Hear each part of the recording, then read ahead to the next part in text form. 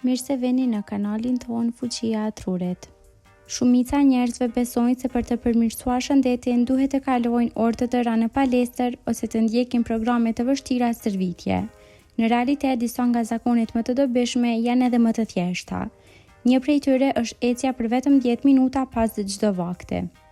Mund të duket si diçka e vogël, por kur kjo bëhet çdo ditë pas mëngjesit, drekës dhe darkës për një muaj me radhë, organizmi fillon të përshtatet.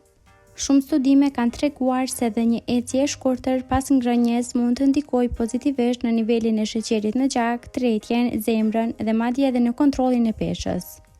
Në këtë video do të shohim se çfarë mund të ndodhë me trupin tuaj gjatë 30 ditëve nëse krijoni këtë zakon të thjeshtë dhe pse shumë mjekë dhe specialistë të aktivitetit fizik e rekomandojnë atë. Para se të vazhdojmë, bëni subscribe që të mos humbesni asnjë video që ju bën të kuptoni më mirë shëndetin tuaj. Java e parë, tretja fillon të përmirësohet. Gjatë javës së parë, ndryshimi që shumë njerëz vënë re është se ndihen më pak të rënduar pas ngrënies. Pas një vakti të madh është normale të ndiheni të përgjumur ose me ndjesinë e stomakut të mbushur. Një ecje e qetë për rreth 10 minuta mund të ndihmojë sistemin tretës të lëvizë ushqimin më normalisht dhe mund të zvoglojë ndjesinë e fryrjes tek disa persona. Nuk është e nevojshme të ecni shpejt, përkundrazi një ritëm normal ose pak më i shpejt është zakonisht zgjedhja më e mirë. Qëllimi nuk është të bëni menjëherë stërvitje intensive, por thjesht ta mbani trupin në lëvizje. Sheqeri në gjak mund të qëndrojë më stabil. Sa herë që ham, niveli i glukozës në gjak fillon të rritet. Kur ecni menjëherë pas vaktit, muskujt fillojnë ta përdorin një pjesë të kësaj glukoze për energji. Kjo ndihmon që rritja e sheqerit të mos jetë aq e lartë pasi ham. Ky përfitim është veçanërisht i rëndësishëm për personat me prediabet ose diabet të tipit 2, por edhe njerëzit e shëndetshëm mund të përfitojnë nga një kontroll më i mirë i sheqerit në gjak. Sigurisht, ecja nuk zëvendëson dietën apo trajtimin e përshkruar nga mjeku, por është një zakon që mund të plotësojë një stil jetese të shëndetshëm. Java e dytë, më shumë energji gjatë ditës. Në javën e dytë, shumë njerëz fillojnë të ndihen më energjik. Shumë prej nesh e njohin ndjesinë e përgjumjes pas drekës, sidomos pas një vakti të bollshëm. Një ecje e shkurtër mund të ndihmojë në uljen e kësaj ndjesie, sepse përmirëson qarkullimin e gjakut dhe ndihmon trupin të qëndrojë aktiv. Edhe pse mund të duket paradoksale, lëvizja shpesh ju jep më shumë energji se sa qëndrimi ulur. Shumë persona raportojnë se pas një shëtitje të shkurtër e kanë më të lehtë të përqendrohen në punë ose në aktivitetet e përditshme. Mund të ndihmojnë në kontrollin e peshës. 10 minuta ecje nuk do të djegin qindra kalori. Megjithatë, kur e bëni 3 herë në ditë, çdo ditë për një muaj, krijohet një diferencë e konsiderueshme në aktivitetin fizik total. Për më tepër, ecja pas vakteve zvoglon kohën që kaloni ulur gjatë ditës. Ky është një faktor që lidhet me një shëndet më të mirë metabolik. Nëse kjo rutinë kombinohet me një ushqyerje të balancuar, mund të ndihmojë gradualisht edhe në humbje ose në ruajtjen e peshës trupore. Java e tretë, përfitime për zemrën. Ecja konsiderohet një nga format më të sigurta dhe më efektive të aktivitetit fizik për shumicën e njerëzve.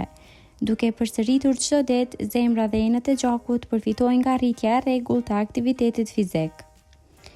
Nëse ecni 10 minuta pas 3 vakteve kryesore, në fund të ditës keni arritur rreth 30 minuta aktivitet fizik. Ky është pikërisht niveli minimal i aktivitetit të moderuar që rekomandohet për shumicën e të rriturve për të mbështetur shëndetin e zemrës dhe për të ulur rrezikun e shumë sëmundjeve kronike. Mund të përmirësohet edhe humori. Ecja nuk ndikon vetëm tek trupi. Aktiviteti fizik stimulon çlirimin e substancave kimike në tru që lidhen me humorin dhe ndjesinë e mirëqenies.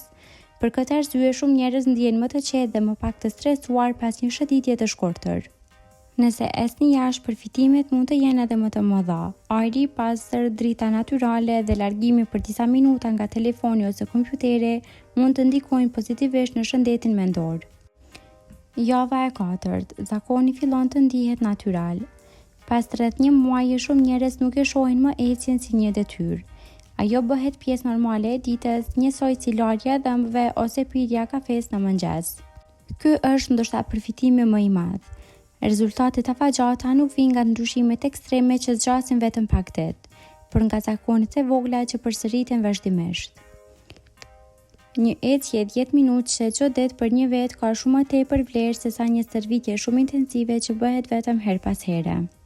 Si duhet të ecni? Nuk është e nevojshme të ecni me ritëm shumë të shpejtë. Një ecje normale ose pak më energjike është zakonisht e mjaftueshme për të përfituar nga shumica e efekteve pozitive. Nëse vakti ka qenë shumë i rënd, mund të prisni 10 deri në 15 minuta para se të filloni ecjen. Nëse nuk keni mundësi të ecni pas çdo vakti, edhe një ecje pas darkës ose pas vaktit më të madh të ditës është shumë më mirë se sa të mos ecni fare. Pas 30 ditësh çfarë mund të prisni?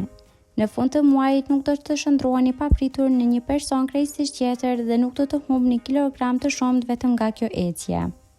Megjithatë, shumë njerëz mund të vënë re se ndihen më mirë pas vakteve, kanë më shumë energji gjatë ditës, e kontrollojnë më mirë nivelin e sheqerit në gjak dhe kanë shtuar aktivitetin fizik pa bërë ndryshime të mëdha në jetën e tyre.